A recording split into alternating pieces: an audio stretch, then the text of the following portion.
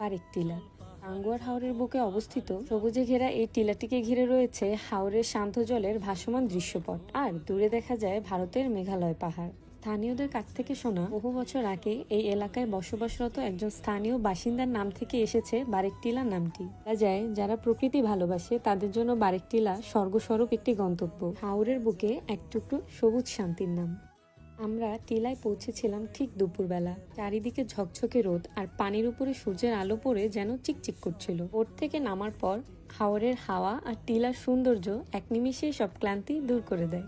চোখ জুড়ে বিস্তৃত সবুজ টিলা আর চারিদিকে অনুভূত বিশাল শান্তি। এক পাশে জাদুকাটা নদী, আরেক পাশে টিলা, আর আছে ভারতের মেঘালয়।